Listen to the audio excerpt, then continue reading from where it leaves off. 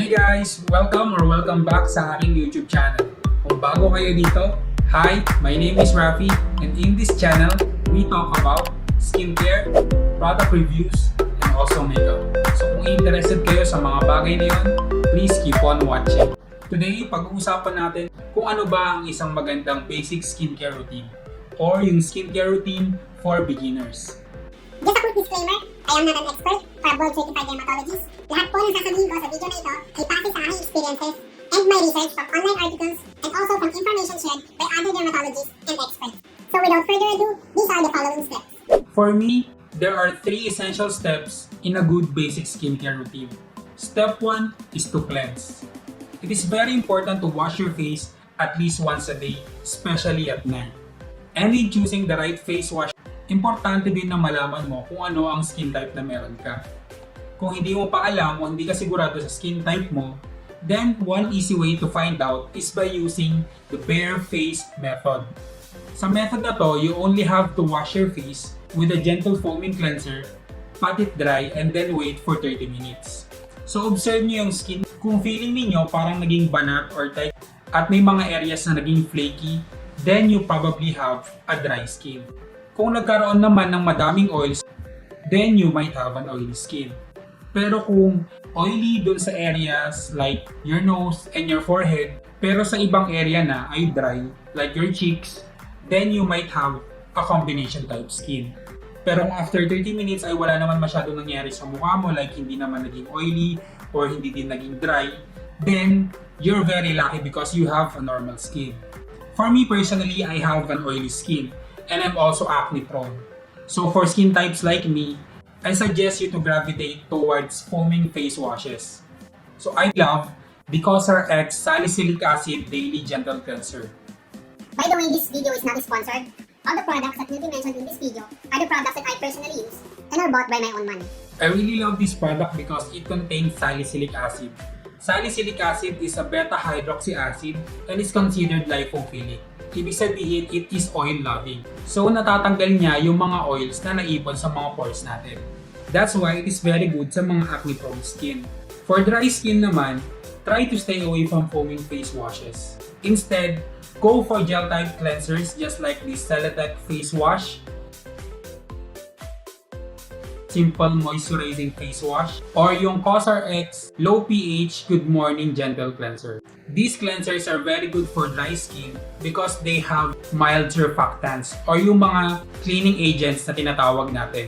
So if you have dry skin, try not to wash your face more than twice a day. Also, don't use bar soaps on your face. Bar soaps are very alkaline or very high in pH.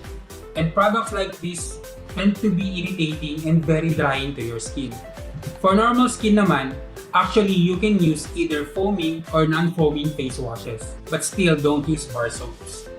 And if you wear makeup, I suggest you to double cleanse. So double cleansing is by first applying an oil-based cleanser para matunaw yung makeup sa mukha mo, and then follow it up with a gentle cleanser. Also, another tip in cleaning your face, try to gently massage the cleanser for at least 60 seconds. Sa paraan na yun, masisigurado ninyong matatanggal lahat ng dumi sa mukha ninyo. Moving on to step number 2. This is to moisturize. So there has been quite a debate when it comes to using a moisturizer. Dr. Vicky Bello, a very popular dermatologist here in the Philippines, don't actually recommend you to moisturize your face because she said that Philippines is a very humid country. So you don't need moisturizer. Pero let us define muna yung mga different types ng moisturizer. The first type are humectants. So humectants are water-based moisturizers. So these draw water from the surrounding environment, and in the case of moisturizers, keep it in your skin, making it hydrated. Example of humectant ingredients are glycerin, panthenol, and hyaluronic acid. Second type of moisturizers are emollients. Emollients are also called the space fillers. Emollient ingredients include shea butter, squalene, ceramides, and dimethicone. Emollient-based moisturizers are often light cream or light lotion in formulas.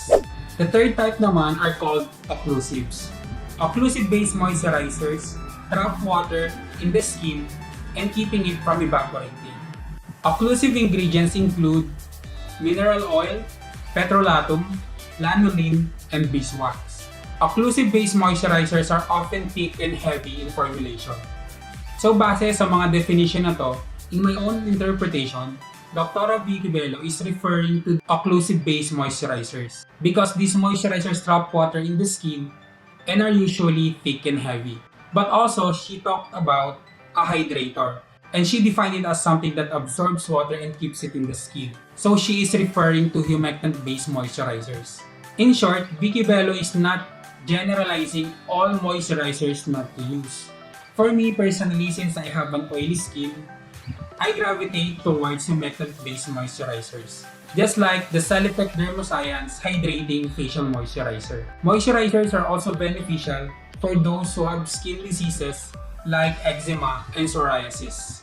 One tip that I learned from Dr. Dre, a board-certified dermatologist in the US, is that after taking a bath or washing your face, you have to apply the moisturizer on your damp skin.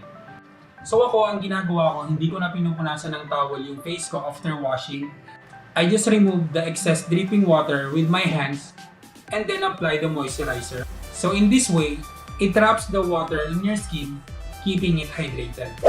Now on the third step, the last and definitely not the least, is protection. Using a sunscreen is the most important step in your skincare routine. Alam nyo ba na 80% of skin aging is caused by UV rays? That's why it is very important to keep your skin protected from the sun. There are two types of sunscreen filters. The first one is the physical sunscreen. Physical sunscreen include inorganic filters just like titanium dioxide and zinc oxide.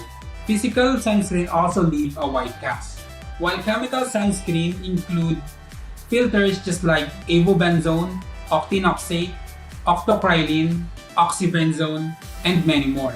Also, chemical sunscreen do not leave a white cast. It is also recommended to use a sunscreen with an SPF or sun protection factor of at least 30. And take note, in order to achieve that labeled SPF, you have to put 2 mg of sunscreen per square centimeter of skin. So that translates to about half a teaspoon per body part. So ibig sabihin, half a teaspoon on your face and also half a teaspoon on your neck. So another way to ensure that you apply the right amount is by using your fingers. So it takes approximately 2 fingers of sunscreen to be applied per body part. It is also important that your sunscreen must be broad spectrum. Ibig sabihin, it can protect you from the 2 UV rays of the sun, which are UVA and UVB. UVA causes the skin to age, and UVB causes the skin to burn. So you can check the label kung may nakalagay na broad spectrum, or in other case, meron kayong makikita ang mga PA+ signs. So that's an indication that it has a UVA protection. Ito yung mga PA+ from 1 to 4. Reapplying sunscreen is also a must. Kung nasa labas kayo, you need to reapply the sunscreen every 2 hours. So factors like sweating or rubbing our skin will remove the sunscreen. So it is very important to reapply. For me, since I am mostly indoors, sa office lang ako halos maghapon, so I just reapply the sunscreen during my lunch break. And I find it works for me. You may also ask, how about yung mga foundation or BB cream na mayroong sunscreen? Kaya nga nung sabi ko, you need to apply half a teaspoon on your face and also half a teaspoon on your neck. And in the case of foundations and BB cream, alam kong hindi ka mag-a-apply ng ganong kadami sa mukha mo. So it is better for you to use a dedicated sunscreen before applying your makeup. So what is the best sunscreen to use?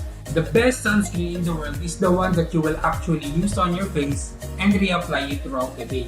Yun. So hindi importante kung chemical or physical yan, as long as gagamitin mo, ano i-apply mo sa mukha mo. For me personally, I like the Japanese sunscreen just like the Biore Watery Gel, Skin Aqua Super Moisture Gel, and the Omi-Mentor UV Protect Gel. These sunscreen actually have moisturizing ingredients in them. So in the morning after washing my face, hindi na ako naglalagay ng moisturizer. Sunscreen na agad. Sa gabi na lang ako nag-moisturizer. So a quick summary, in the morning I just wash my face with a gentle cleanser and then apply sunscreen. At nighttime naman, I double cleanse and then apply my moisturizer. So that's it. That's a good basic skincare routine for you. Just a reminder, skincare can only do so much. Hindi dapat natin idinedepende lang sa skincare products ang ikagaganda ng skin. Healthy lifestyle is always the key. After all, our skin is the biggest organ of our body. So that's it for today's video. If you want more videos like this, a subscribe will definitely help a lot. Also, you can click on the notification bell so you will not miss out on my future videos. Thank you so much for watching, and I would love to see you again on my next video. Bye!